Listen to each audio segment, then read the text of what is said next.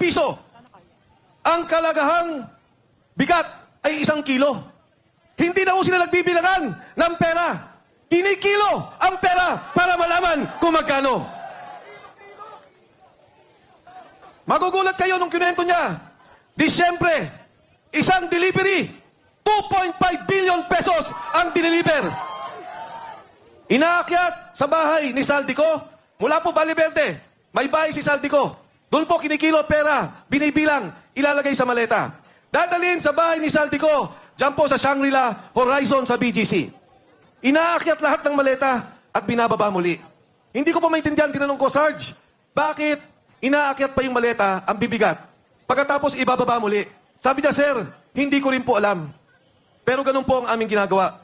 Ngayon ko lang napagtunton na yung palang mga maleta, kinukunan ng litrato para malaman ang delivery kay Speaker Martin Romualdez. Ngayon po, nung una, si Sergeant Gutesa sabi niya, hindi ko kailangan ng protective custody o proteksyon ng Senado. Sabi niya, huwag niyo na rin po akong isama sa Witness Protection Program. Sasama siya sa mga kasama niyang Marines. Nung una, hindi po kami nakapag-usap ng direkta. May nagsasabi lang po kung ano ang kanyang mensahe. Ngayon, ang huling mensahe nung nakaraang 2 linggo, hindi na po siya pinoproteksyonan. Siya po ay kinukulong na, illegally detained ng kanyang makasama ng MC2 ng Philippine Marines.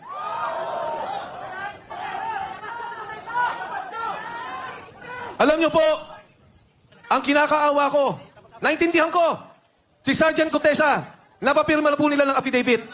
Umatras na, iniba na ang kwento. Ang sabi niya, si Defensor at si Marcoleta ay babayaran daw siya sa kanyang sasabihin. Binidyo si Sergeant Gutesa, pero hindi po ako galit. Kahit nabaguhin niya kwento, naintindihan ko. Dahil pag ang pamilya mo, ang asawa mo, ang mga anak mo, ang tinakot, naintindihan ko, Sergeant Gutesa, huwag kang mag-alala, naintindihan ka ng sambayan ng Pilipino. Ang aking apila sa mga nagkukulong sa kanya, pakawalan niyo naman po yung tao. Total naman, napapirma niyo na. Nagbago na ng salita. Total naman, na-video nun niya. Na sinasabi na na iba na ang kanyang salita. Na hindi na siya nag-deliver kay Martin Romualdez. Pakawalan niyo na po yung tao. Dahil yung tao, hindi na kinabang kahit 5 sa kawalangyaan, sa korupsyon na nakikita natin sa gobyerno. Yung kay Sergeant Gutesa, konsensya. Nalulunod yung kanyang kamag-anakan. Yung mga kasama niyang sundalo. Nalunod yung pamilya sa Bicol. Binabaha. Nawalan ng negosyo. Nawalan ng pangkabuhayan. Pero ni 5, hindi ang kumita. Hindi ang congressman, hindi ang senador, hindi ang contractor, hindi ang DPWH. Nag-deliver lang yan ng pera at nakonsensya sa nakikita niyang nakawan sa sambayan ng Pilipino. Mga kasama, kahapon lang, yung pamilya niya, inilipat na namin ang bahay dahil binabantayan din. Bakit? Dahil si Saldico, sinabi niya, totoo ang sinasabi ni Gutesa. Ang aking pong kinagulat, ang aking pong kinamangha, dati ang sinasabi ko, imbestigahan ninyo si Saldico. Dati ang sinasabi ko, imbestigahan ninyo si Speaker Martin Romualdez. Ngayon ko lang narinig yung sinabi ni Saldico na ang pera, dinadala nila ang mali-malitang pera kay President Bongbong BBM Marcos. Ang sabi ni Pangulong Marcos, maya naman kayo. Ang sabi niya, ikulong ang nagnakaw. Ang hamon ko sa kanya, President BBM Marcos, ikaw ang mastermind. Ikaw ang dapat mahiya. Ikaw ang dapat ikulong ng sambayanang Pilipino. Ngayon, sasabihin nila, ang sabi po nila, Saldico, umuwi ka, harapin mo ang kaso. Ngayon, ang sabi nila, may kaso na si Saldico. Nung araw, ang sabi nila, wala silang kaso kay Saldico. Nung sila na ang tinuro, Speaker Martin Romualdez, President Bongbong Marcos, biglang nagkakaso, biglang papauwiin dito. Para ano? Patahimikin? Para ano? Pabaliktarin? Para ano? Patayin at mawala na ang tunay na mastermind, ang tunay na nagbebenepisyo sa korupsyon, pondo ng sambayan ng Pilipino. Yan pong pondong yan, pera nyo. Binabayaran natin lahat yan. Buwis yan ng taong bayan. Tapos ganyan lang ang mangyari. Paano ang edukasyon?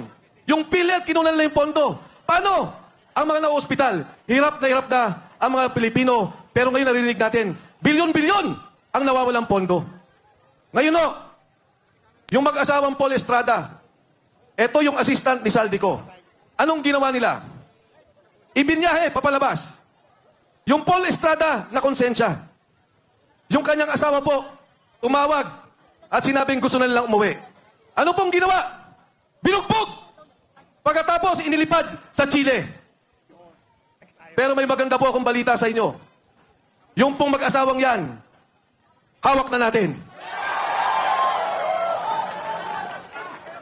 Si Paul Estrada po, kailangan natin protektuhan.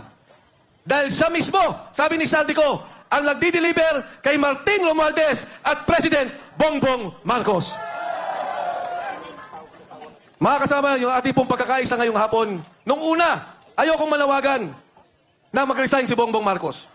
Ayoko pong manawagan doon sa sinasabi nila na magnanakaw at dapat ikulong si Bongbong Marcos. Pero dito sa akin nakikita, yung pagsalita ni Saldico, wala na pong kaduda-duda. Si Saldico, chairman ng Appropriations Committee ng Kongreso.